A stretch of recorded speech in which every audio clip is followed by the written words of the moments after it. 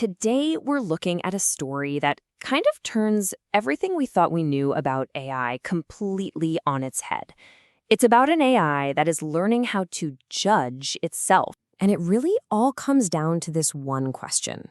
In a world where all the tech giants are in this crazy arms race to build the biggest, most powerful AI, how is a smaller, much leaner model managing to keep up, and in some cases, even win?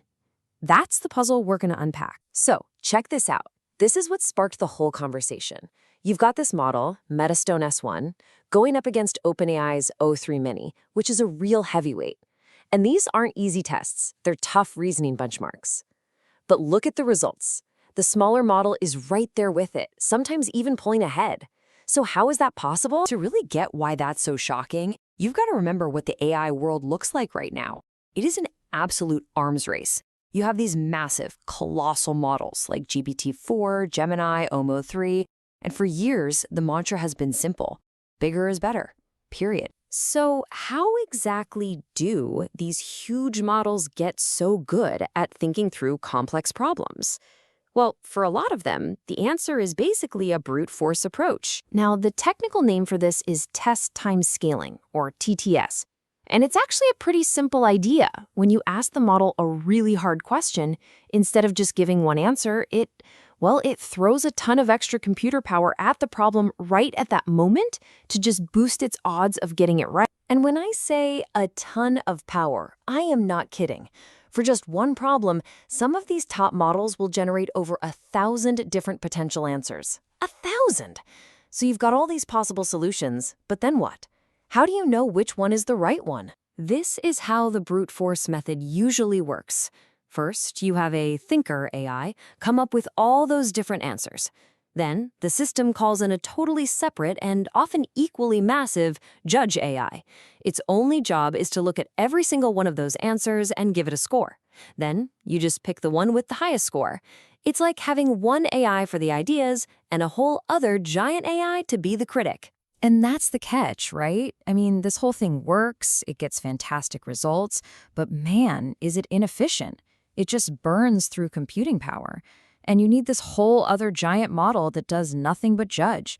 It's expensive, it's clunky, and you just get the feeling there has to be a smarter way to do this. And that is exactly where this new approach comes in, with a much, much more elegant solution. What if the AI didn't need that separate judge? What if it could learn to do both jobs all by itself? The breakthrough is this new idea called the Reflective Generative Form. And really, the name kind of gives the game away.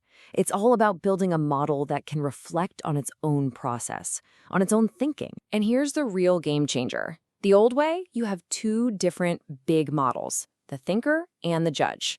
With the new way, the researchers built a single unified model.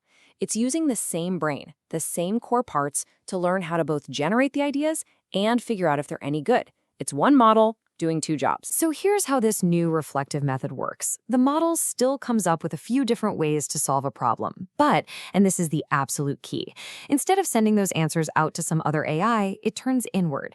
It uses a kind of built-in inner critic to score its own work. It's basically asking itself, hey, does this line of reasoning actually make sense?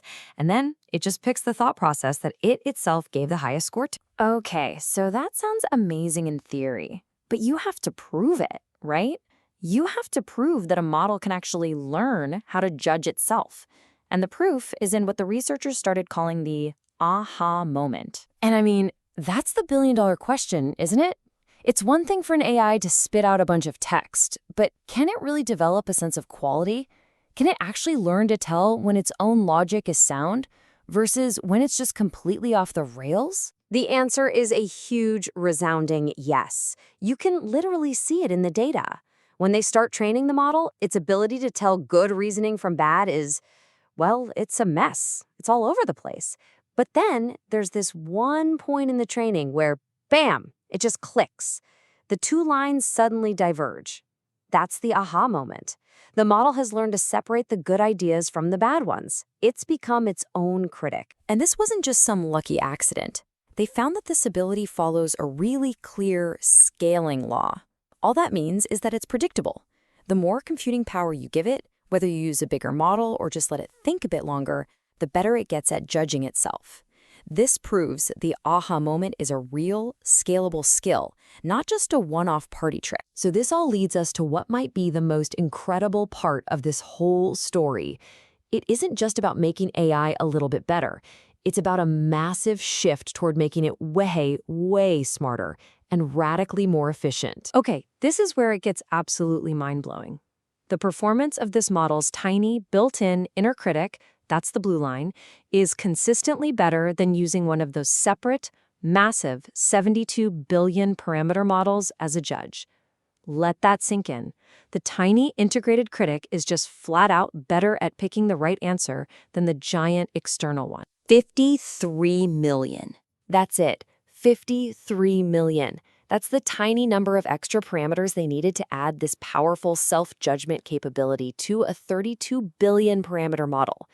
It's an almost microscopic addition for a gigantic leap in performance, especially when the old way meant you needed a whole other 72 billion parameter model. And that incredible efficiency brings us right back to where we started.